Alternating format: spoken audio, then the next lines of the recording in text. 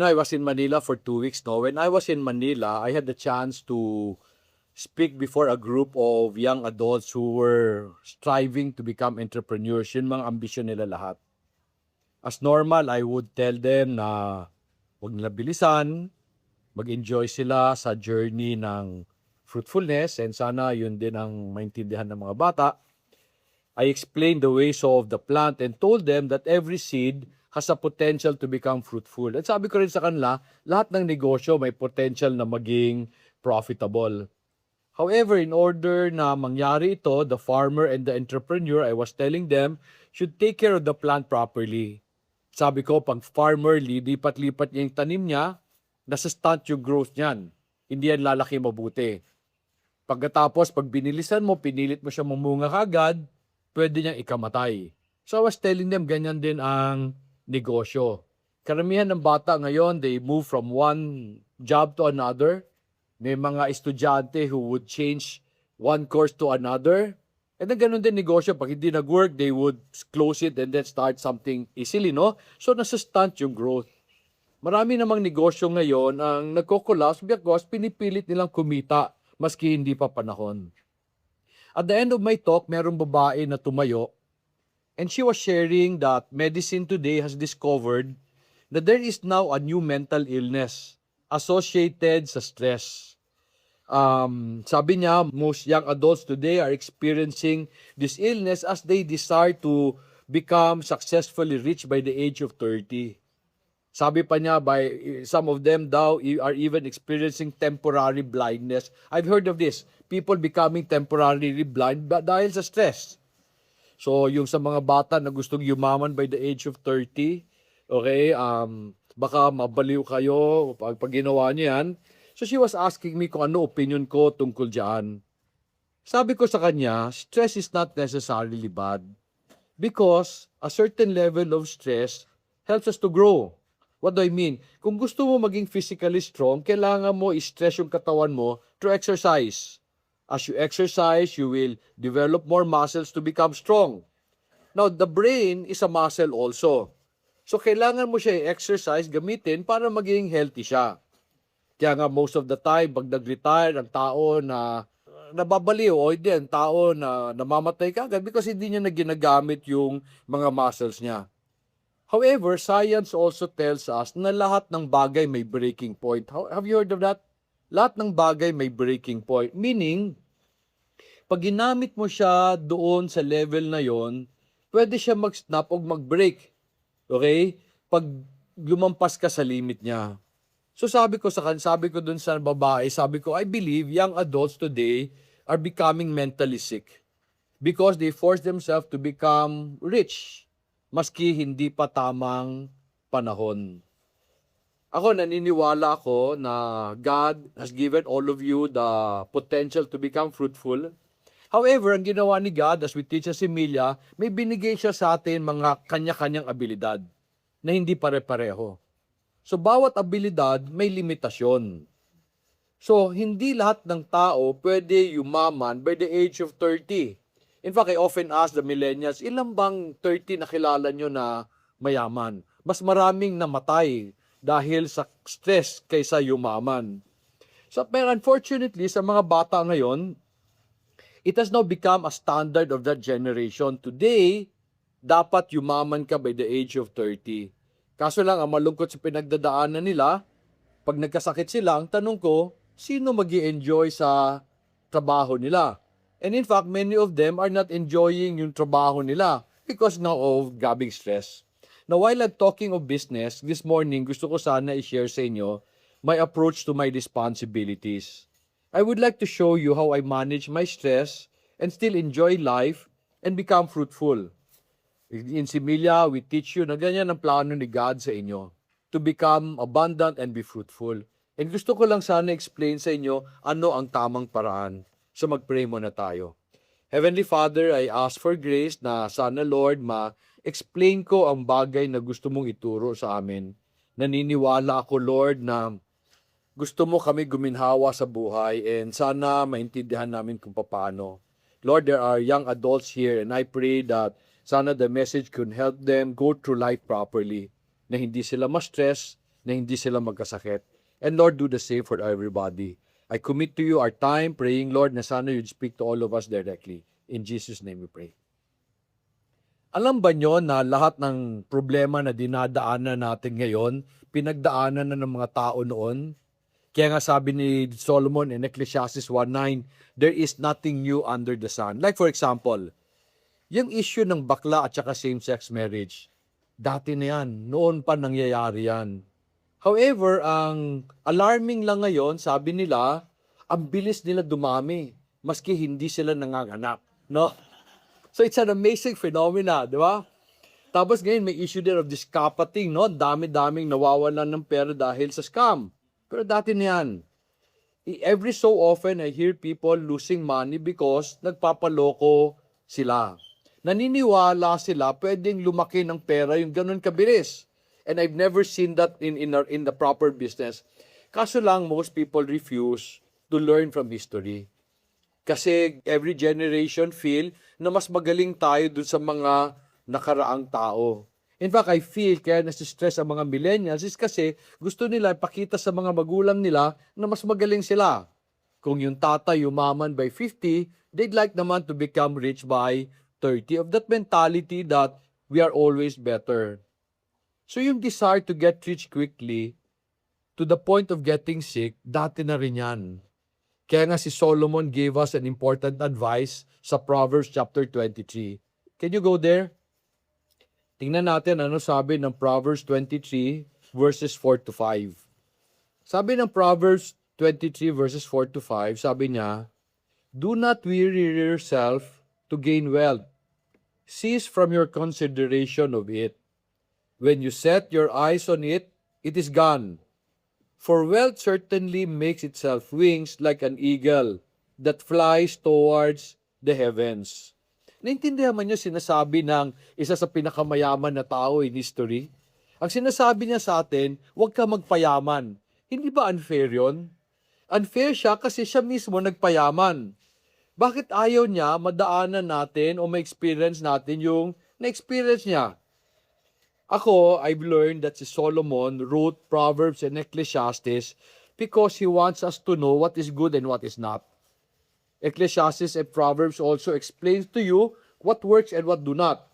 Sabi ko sa inyo, the idea of getting stressed to the point of becoming sick is nothing new.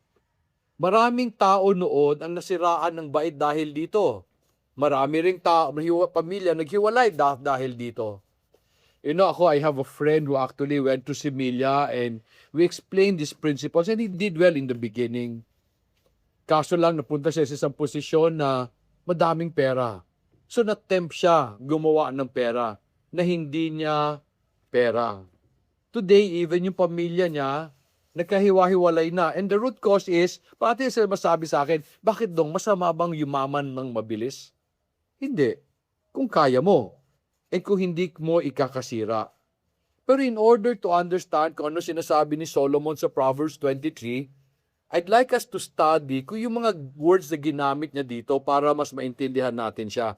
Let me repeat, let me read my version. Sabi niya, do not weary yourself to gain wealth. Cease from your consideration of it. The word weary in Hebrew is yaga. It means to work very hard and to reach a point na kailangan mo na magpahinga pero hindi ka makapagpahinga. Have you ever experienced this? Gusto mo na magpahinga pero hindi ka makapagpahinga. So you grow weary. The words naman to gain wealth is actually one word. Ang Hebrew word is asar, which means to become rich, to have too much possession compared sa maraming tao. Sobrang yaman na minsan hindi mo na alam kung ano ang gagawin sa yaman. I was watching this video sa YouTube about entrepreneurship. Sabi niya, nagpayaman ka, gara ng kotse mo, pero hindi mo naman magamit. Kasi sa Manila, traffic parati, di ba? May sports car ka, pero hindi mo magamit, di ba? Pero mayaman ka. Sabi niya, anong silbi nun? Why do you want to do that? To cease naman means to be weak or to give up control. Pero in verse 4, para sa akin, what's the interesting word is the word consideration. Sabi niya, cease from your consideration of it. Akala ko noon, ang ibig sabihin ng verse na yan is, give up your desire to become rich. Kasi masama ang magpayaman. Pero hindi pala ito, when I studied it, hindi pala ito ang ibig sabihin ng stop your consideration. Let me explain ha. I realized na mali yung pagkaintindi ko when I read the New International Version of Proverbs 23. Let me just read ano sabi ng NIV. Sabi niya, do not wear yourself out to get rich. Do not trust your own cleverness. So which means your consideration stop doing it based on your understanding. Kasi yung word naman on your consideration, when I check it, the original Hebrew word is bina. It means your personal understanding or insight. It also means how you respond to the Torah. Alam ba niyo kung anong Torah? Torah are instructions. In fact, they consider the first 5 books as the Torah, the instructions of the Lord. Now, where do we find these instructions? Can you turn your Bibles to Deuteronomy chapter 4, verses 5 and 6? Sabi ng verse 5, see, I have taught you statutes and judgments, just as the Lord my God commanded me, that you should do thus in the land where you are entering to possess. So keep and do them, for that is your wisdom and your understanding in the sight of the people who will hear all these statutes and say, surely this great nation is a wise and understanding people. So Torah are the instructions that God gave to Israel.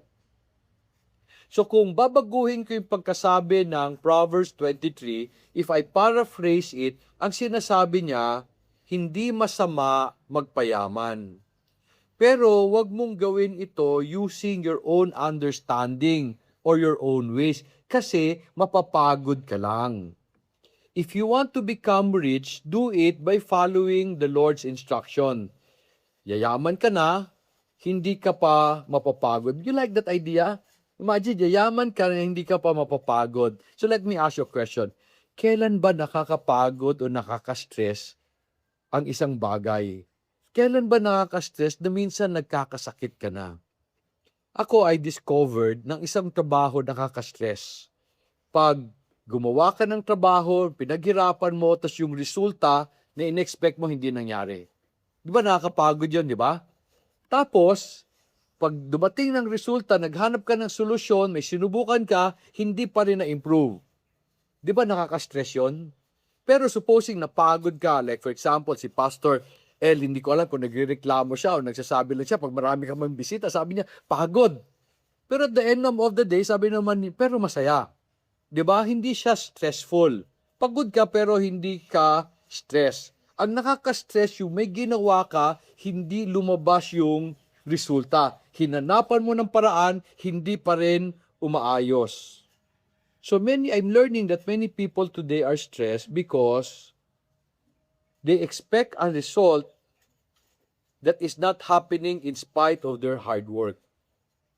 Today, maraming tao ang depressed. In fact, maraming bata ang nagpapakamatay. And sometimes you cannot even understand it. High school, magpapakamatay. College, magpapakamatay. Kasi hindi nila nakuha yung gusto ng nanay nila para sa kanila. Or minsan naman, they just get disappointed, di ba? I don't know if you remember the story, nagpakamatay yung anak ni Miriam Defensor. Okay? Because hindi lang mataas ang grade niya sa eskwelahan. Very depressing, di ba? So maraming mga bata today ang stress. Kasi hindi sila yumayaman sa panahon na gusto nila. In spite of the work that they do. And however, they do not want to consult the Lord. You know, oftentimes we ask them to read their Bible, ayaw nila. Bakit? Kasi turo naman sa simbahan, ayaw ni God na yumaman ka. Gusto ni God na mahirap ka lang. So meron din ganung turo, and the church justified this teaching sa storya ng rich young man in Luke 18. Have you heard of the story? There was this rich young man who came to Jesus, who said, Lord, what will I do to enter the kingdom of heaven? And then sabi ni Jesus, one thing you lack, sell everything you have. So, because of that story, akala ng simbahan, ayaw ni God yumaman tayo. Ayaw ba talaga ni God yumaman tayo? Let me answer this by looking at a man that kinausap ni Jesus na mayaman din. There was another man that Jesus talked to na mayaman din. Tingnan natin kwento niya sa Luke 19. Sa Luke 19, verses 5 to 9, sabi diyan, when Jesus came to the place, he looked up and said to him, Zacchaeus, hurry and come down, for today I must stay at your house. And he hurried and came down and received him gladly. When they saw it, they began to grumble, saying, he has gone to be the guest of a man who is a sinner. Zacchaeus stopped and said to the Lord, Behold, Lord, half of my possession I will give to the poor. And if I have defrauded anyone of anything, I will give back 4 times as much. And Jesus said to him, Today salvation has come to this house, because he too is the son of Abraham. Let me ask you a question. Did Jesus tell Zacchaeus to sell everything he has? Did Jesus tell him to sell anything? Wala, di ba? Now, Zacchaeus is a tax collector. Did Jesus tell him, masama yung ginagawa mo? Umalis ka sa pagiging tax collector? Hindi. So, ang tanong, why did Jesus reject the rich young man and not Zacchaeus? Ano ang pinagkaiba nila? The answer is found doon sa statement that many people use to teach that God do not want us to become rich. You are in Luke 19, kindly go to Luke 18. Luke 18 verse 22, sabi diyan, Jesus said to the rich young man, one thing you still lack. Sell all that you possess and distribute it to the poor, and you shall have treasures in heaven.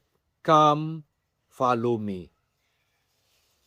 In the case of Zacchaeus, I think that one of the reasons why Jesus saw him as special is kasi wala pa siyang hinihingi. Nag-offer na si Zacchaeus ng kalahati. So inisip ko, baka pag hininga niya yung lahat, baka bigay din ni Zacchaeus. Pero yun ba talaga ang issue sa rich young man?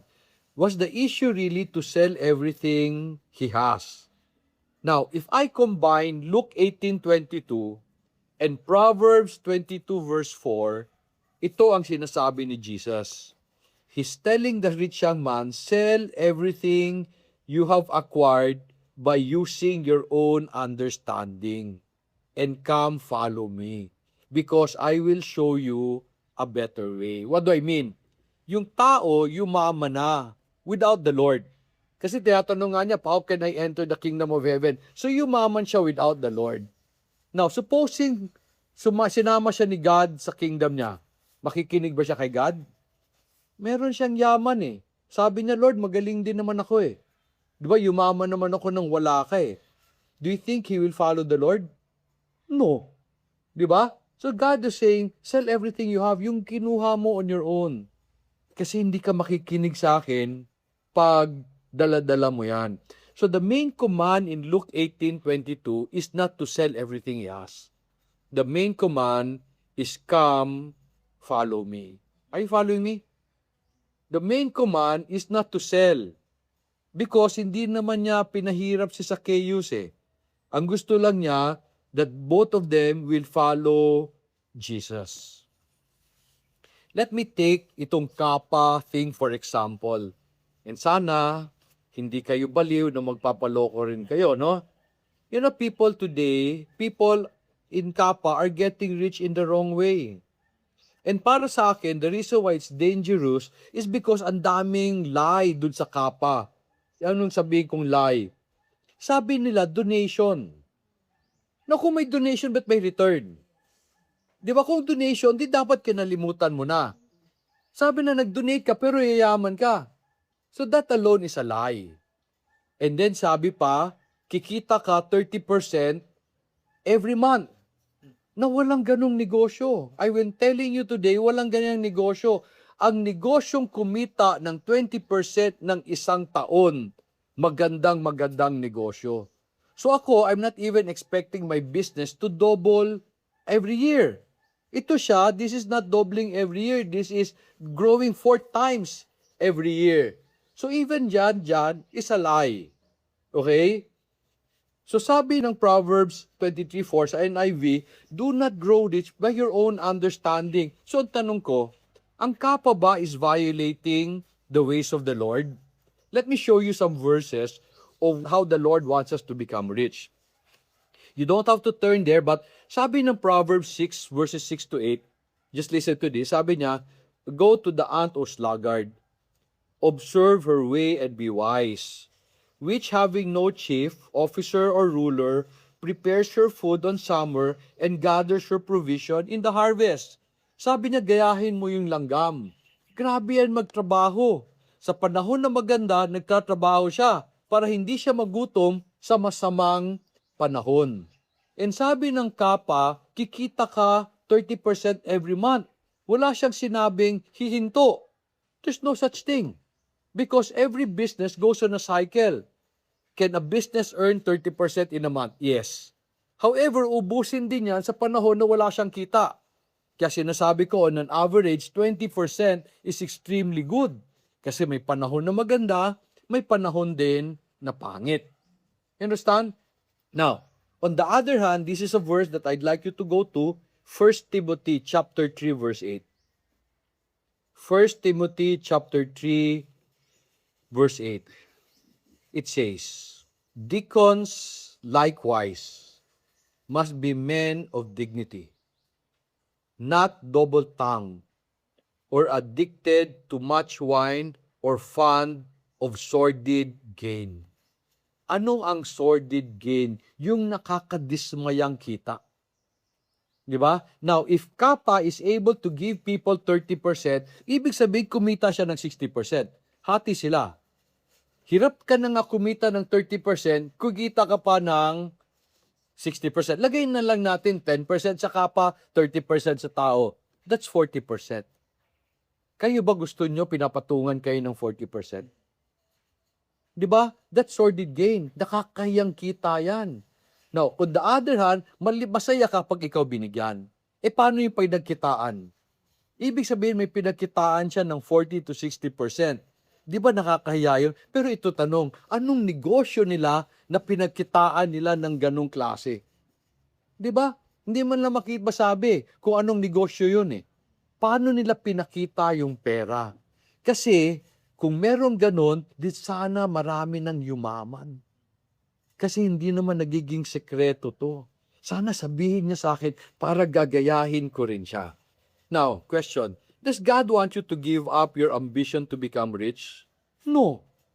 Hindi ba niyo alam na galing from creation, God has been telling us that He wants us to live a fruitful life? In fact, when Jesus came, sabi niya, He affirmed this, o inulit niya to. In John 10:10, sabi niya, I came that you may have a life of abundance. Sabi ko sa inyo kanina, that stress is not necessarily bad. And I am learning that stress is a good measure of how well you are responding to God and how well you are living your life. Let me explain. Pag tao ka na walang stress, problema yan. Kasi ang tawag sa iyo, tamad. Di ba? Ang nasi-stress yung nanay mo na kailangan magpakain sa iyo. Ang tawag ni God sa iyo, wicked and lazy. Katulad ng tawag niya dun sa third slave sa parable of the talent. You know the story, di ba? In the parable of the talent, merong isang tao na hindi niya ginamit. Sabi ni God, you are wicked and lazy. Now, sabi ko sa inyo kanina na merong mental health ngayon because people get very stressed. Pero I realize, pag tamad ka, meron ka ring mental illness. Bakit? Because ang ibig sabihin ng wicked and lazy, wicked means you have a twisted mind. Anong twisted mind? May sira bait mo. Bakit ka may sira bait? Meron kang lakas, pwede ka magtrabaho, meron kang resources, pwede mong gamitin, tapos nagtamad ka. Di may sira bait mo. Di ba? Sabi mo, never mind, papakainin ako ni nanay. E paano pag namatay na si nanay? di masistress ka rin, di ba? So, to be lazy is a mental illness. How, on the other hand, pag sobra naman ang stress mo to the point of getting sick, problema din yan. Because you are doing something that you're not supposed to be doing. Or you are doing things beyond your limit. Ang tawag sa iyo ni Solomon in Ecclesiastes is vain and foolish. Anong vain? Kasi pag nagkasakit ka, ibang tao ang makikinabang. Now, bakit vain and foolish din ang mga taong nasistress para magpayaman? I've noticed this. Ang taong nagpapayaman, maraming gustong bilhin. Parang iba sa inyo, daming binili. Ginagamit ninyo? Karamihan ng tao who wants to become rich, to have more possessions than what society has. Ang tanong ko, nagagamit ba yan? Hindi. Many times nakatambak. Di ba? So pinagod mo lang sarili mo para bumili ng isang bagay na hindi mo naman ginagamit. Tawag sa iyo vain and foolish. However, there's a right level of stress that allows you to prosper. Pero sa tamang panahon. Is there a way to determine the right level of stress? Meron. Ako, I use Proverbs 10:22 to guide me. Proverbs 10:22. Sabi diyan, it is the blessing of the Lord that makes rich, and He adds no sorrow to it. Do you understand what Proverbs 10:22 is saying? Sabi niya, gusto ni God yumaman ka. Pero yung pagyaman mo, walang sorrow, walang stress. Hindi rin yung zero stress, kasi tamad yun, di ba? Yung hindi ka nagkakasakit. So sabi ni God, He wants to make you rich, pero iba-iba ang ability na binigay niya sa atin. So therefore, iba-iba rin ang level ng yaman natin. So do not get me wrong, na sabi ko, God wants you to be rich, then i-feeling ninyo, lahat kayo gusto niya ni God maging Henry C.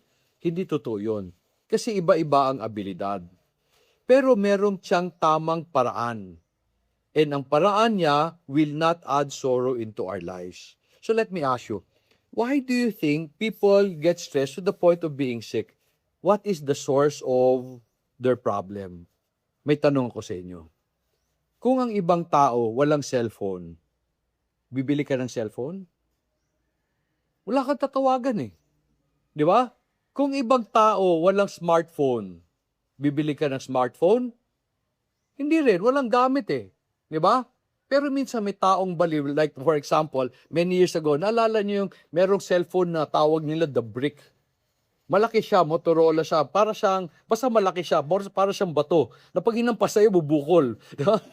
So anyway, yung lumabas yan siya, meron akong kaibigan who was telling me a story, meron silang board meeting. Okay? Hindi pa uso yung telepono na yun.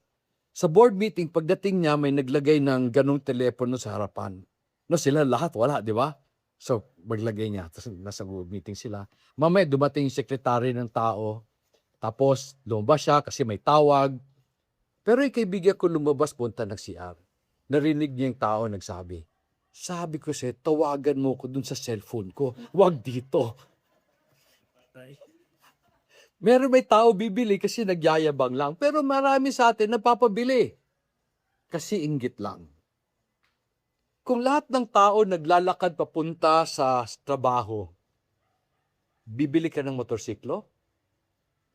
Alam mo, pag nasa Manila ako, si Chef Tony, pagkausap ko siya, kwento siya ng kwento ng kotse. Lahat ng pinag-uusapan namin kotse. Habang nag-uusap kami ng kotse, gusto ko rin bumili ng kotse. Pero pagdating ko dito, sabi, bakit ko naman kailangan ng kotse? Hindi nga ako namamasyal. Di ba? I'm realizing that one of the source of our stress is our covetous nature. Gusto mong yumaman, pero ang tanong ko, bakit mo gustong yumaman? Oftentimes, gusto mong yumaman kasi gusto mo kung ano ang meron yung kapitbahay mo. Pero ang tanong ko, kailangan mo ba siya? Di ba ako, I always tell people, in Manila, I am extremely poor. Pero dito, I am rich. However, I'm not saying I am ultra rich. Bababa lang masyado ang expense ko. Kaya I can enjoy life. Di ba? Parang yung nagmahal yung baboy at saka baka, naging almost 300 yung baka. So sabi ko sa farm namin, huwag na tayo bumili ng baka. Mag-ihaw na lang tayo ng karnero.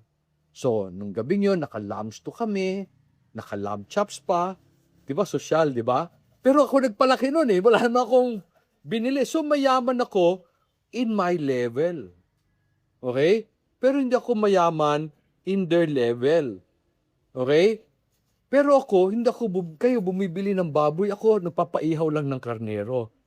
Di ba? Many people buy things only because nainggit sila sa kapitbahay nila. Pero, kasi wala silang pera, ano ginawa nila? Umutang sila. Tapos mamaya, masistress sila para maghanap ng pangbayad. The other day, I was in a coffee shop sa Cagayan. And besides me were two ladies. And nag-uusap sila saan sila mamamasyal next year. Nasa cellphone sila, nagbukas yung sa baba. Sabi, uy, mura pala sa Europe. Yung mura na yun, libo-libo yun. Mura pa. Tapos punta tayo sa New York. So habang nakikinig ako sa kanila, sabi ko, mukha naman walang pera tong mga to. Pero alam ko, in the next few months, mas stress sila trying to save up for those trips. Di ba? They will spend many months saving up only to spend it in a few days. Yeah. Di ba? Kaya tawag dyan vain and foolish. You stress yourself unnecessarily. Tapos magkakasakit ka pa. May tanong ako sa'yo, masama ba bumili ng magandang gamit? Hindi. Masama ba mamasyal abroad? Hindi. Hindi. Pag may sobra ka. So today, I teach people, I tell people that I do not buy based on budget. I buy based on abundance. Let me explain saan to galing. In my Viber group, sa Keepers of His Garden, many months ago, there was this person who asked, sabi niya, pag may nakita kang damit na maganda, bibiliin mo ba maski hindi naka-budget? Sabi ng marami, of course hindi. Sayang yung pera. May sumagot doon, sabi niya, pag gusto ng misis ko maski walang budget, dapat maghanap ng budget. No? That evening, si Denise asked me, sabi niya, ikaw Papa, what will you do? Sabi ko, today I have learned never to buy things on budget. I always buy things from abundance. What do I mean? Maski may pera ako pero wala akong sobra, hindi ko bibilin yung damit na yan, maski gusto pa ng misis ko. Diba? Ang gagawin ko, mag-iipon ako. Pag may sobra na ako, bibilin ko. Pag may sobra, ba't pa natin pag-iisipan yung damit na yan? May sobra naman. Hindi na nyo ako? Mag-iipon ako hanggang may sobra. Pero let me also explain this. Ang sobra ko, hindi ibig sabihin sobra ng ibang tao. Like, let me give you an example. I will never buy a brand new car. Okay? Maski meron akong sobrang pera pambili ng isang brand new na sasakyan, hindi ko gagawin yun. Bakit? Sayang yung pera. So I often buy second-hand cars. Di ba? Bakit? Kasi maraming tao na nainggit sa kapitbahay nila, bumili ng kotse na hindi ginamit. So bibilhin ko yon 5 years after. Pagkalahati na lang yung presyo. Pero maski may pera ako pang brand new, hindi ko bibili niyan. Bakit? Kasi paglabas niyan sa kasa, 20% less yan. Naintindihan niyo ako? Lahat ng bago, linabas mo sa tindahan, 20% less yan. So hindi ko ma-attempt na nawala yung pera ko kasi lumabas ng pintuan. You understand? So I will also not buy those things. Iba yung aking level of abundance. Hindi katulad ng ibang tao. But bibili ako pag may sobra. And this comes from the idea of being fruitful. So merong tao na stress because nainggit sila. And then there are those na stress because they do not like what they have. They feel they deserve something better. So ano ginawa nila? Binenta nila kung anong meron sila. Or hindi, inabandon nila, hindi nila ginamit. And they went to another place just to look for a better opportunity. Nga, these are the people who go to Manila, they leave their land, hindi ginamit kasi feeling nila hindi maganda. May mas maganda elsewhere. So sabi nila, makikipagsapalaran ako. Pero kasi walang assurance that they will succeed, mas stress sila. Just trying to survive. Dito no, when we have the farm training, sabihin ko parati sa mga taga Bukidnon, tawag sa'yo dito, landowner. Anong tawag sa'yo sa Manila? Tawag sa'yo, alila. Ayaw nila magtrabaho sa lupa nila kasi mahirap, mainit. Pero magtatrabaho sila sa lupa nila 8 to 10 hours. Pag alila ka, ilang oras ka nagtatrabaho? 24/7. Minsan wala pa ang day off. Di ba? Because hindi sila masaya kung ano binigay ni God sa kanila. So nasistress sila for two reasons. One, discontent. And a covetous nature pa rin. The parable of the talent says that God has entrusted us with talents according to our abilities. That God has placed us where we are and has given us what we have because yan ang pinapagamit niya sa'yo para someday you will have abundance. People will get stressed when they pursue something that they do not have the abilities for and when they want something na hindi para sa kanila. So if God wants us to become rich, ano ang tamang paraan? One, He wants us to be thankful and contented with what we have already. And we must be ready to use it and take care of it as a blessing. Like the ant, God wants us to work hard, especially when times are good, so that we can save for times that are bad. Unfortunately, most people have a opposite mind. They spend a lot when times are good, they save when times are bad, pag wala nang iipon. As a plant makes more food from the food it makes, God also wants us to make money from the money we receive. Let me explain this. Let me explain another weird phenomenon na nakikita ko. Today, more and more, I hear of millennials leaving their jobs for one reason. Sabi nila, pinapayaman ko lang yung amo ko. So just recently lang, the other day, I heard of a son na nag-resign. Ang rason, pinapayaman ko lang yung amo ko. And I don't know kung ganyan ang pakiramdam ng iba sa inyo. So sabi niya, alis ako kasi siya lang yung mayaman. So hindi ko siya maintindihan. Bakit? Di ba nung nag-apply ka, di ba yun ang usapan? Kaya ka nag-apply para payamanin yung kumpanya, para masweldohan ka? Tama ba yun? Kailangan mo tulungan yumaman yung kumpanya para masweldohan ka. Tama? Pag nasisweldohan ka, yumayaman ka, hindi. Sabi ng ibang tao, kulang.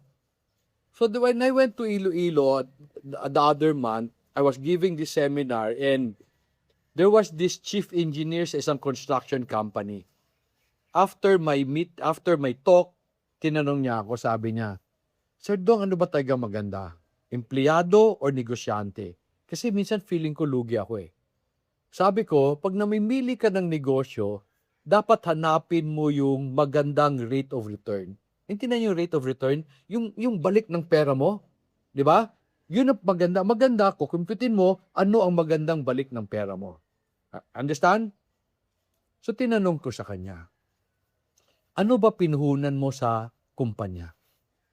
Ano pinuhunan niya? Namuhunan siya? Wala. Ang pinuhunan lang niya, oras at trabaho. Tama? So, tanong ko sa kanya, yung amo mo, namuhunan rin ba yan ng oras at trabaho? Oo. Nagtrabaho yan. Ang amo pa kung magtrabaho 24/7. So, sabi ko sa kanya, ikaw hindi ka namuhunan. Pumasok ka, kumita ka. So, anong pinuhunan mo? Zero. Pag uwi mo, kumita ka. So, anong magandang rate of return? Ba, infinite yun kasi walang pinanggalingan eh. Yung amo, bago kumita, kailangan mamuhunan muna siya. So I am not saying be employees all your life. I am just saying it is not bad because it gives you the opportunity to become rich. Kumikita ka para makapag-ipon, later baka magamit mo sa negosyo mo kung gusto mo, or pwede ka rin mo stay as an employee and kikita ka parati. Kailan kami kikita? Pag may naiwan. Pag walang naiwan, di ba? Sana pag walang naiwan, sabi ko sa tao, utang yung sweldo mo, ha? Hindi naman pwede yon. So ito nangyari dun sa mga bata na umalis kasi ayaw nila payamanin amo nila.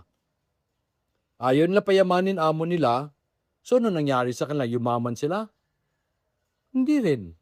So ngayon kailangan sila pakainin ng magulang nila. So anong pakinabang nila? Di wala. Wala nang kita, wala pang natutunan. When I wrote the book, Creating Wealth and Managing Finances, I wrote it because I feel that people need to understand the proper way of becoming rich. In the book, I explained the ancient path which Jeremiah 6:16 talks about. Sabi ng Jeremiah 6:16, "Thus says the Lord, stand by the way and see and ask for the ancient path, where the good way is, and walk in it, and you will find rest for your soul." But they said, "We will not walk in it." The Bible is saying there is a path that is good. There is a path that will give you rest. You know, sa mga tao, sa Muraya and sa Similya, I always tell them our design is different. You may not be receiving the highest pay, pero dito, walang concern sa bahay, sa kuryente, and sa tubig. Ang concern lang, magtrabaho. Tapos, pag gusto pa niyo kumain ng pechay, maski gaano karami pechay, pwede. Di ba? Hanggang mapura mo, di ba? Kaya libre man. Di ba? So down there's no worry of where I get the rent, where I get the water, where I get the electricity. Di ba? And some people worry about that. When you go to Cagayan, I hear their salaries. And hindi rin ganun kalaki. Pero magre-rent, mamamasahe, magbabayad ng kuryente. And nagsasabi ko parati sa Muraya, ang pera mo. Kasi kinuha ko na lahat ng gastos mo. So minsan masama loob ko sa mga tao ko sa farm. Lahat nakamotor. Di ba? Wala namang gamit, nakaparada kasi uwi lang sa... Sayang. Di ba? Sayang. You know, the Bible is telling us that there is a path that is not only good for us, but also gives rest to our soul. Do you know when Jesus came, He taught about the same idea?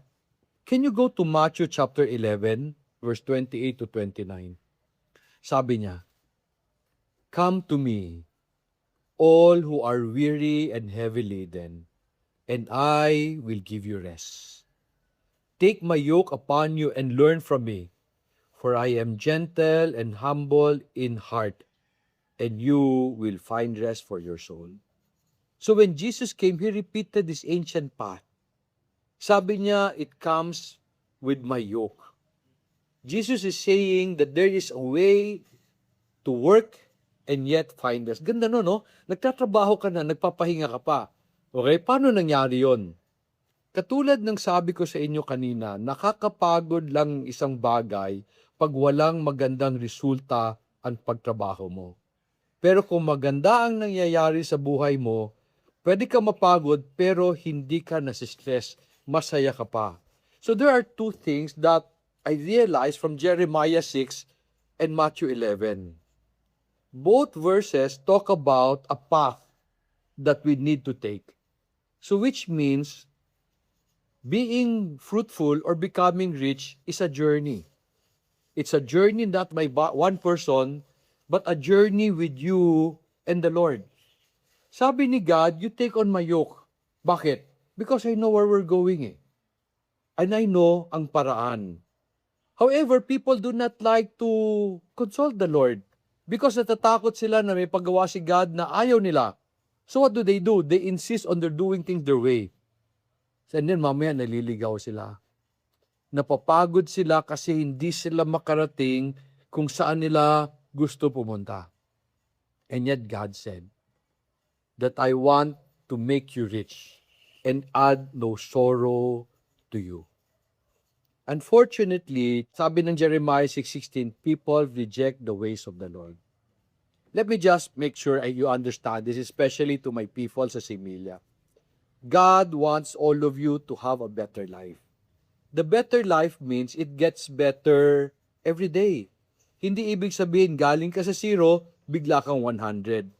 The better life is a journey that every day you receive your salary para maipon mo. Habang nagtatrabaho ka, nag-iipon ka, later, sa tamang panahon, giginhawa yan. However, I do not know the kind of comfort that God will give you. Okay? We have different comforts, we have different levels because we have different abilities. So, as I end, I want you to know that you should not tire yourself. Huwag mong pagurin ang sarili mo kasi gusto mong yumaman. Kasi ang yaman, hindi trinatrabaho. Now, listen to this.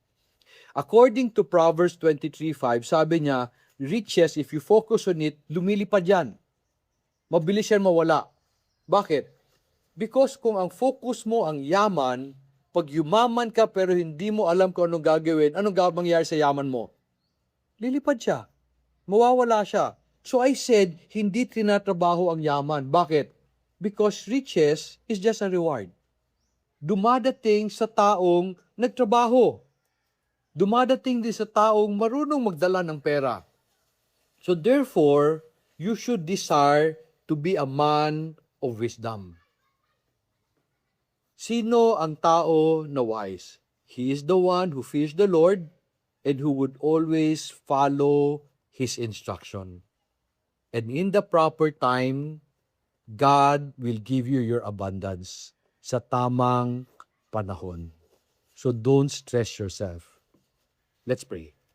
Heavenly Father, we are grateful for the things that you continue to teach us. My prayer, Father, is that all of my friends will enjoy the journey that you want them to take with you. Sana they will take on your yoke, they will follow the ancient path, that they will enjoy this life with you. So will you bless them? Will you allow them to take good care of what you have already given them, and that they should stay put where you have placed them? Because naniniwala ako, diyan mo sila gustong lumago. We are grateful for our time of worship, dear God. In Jesus' name we pray.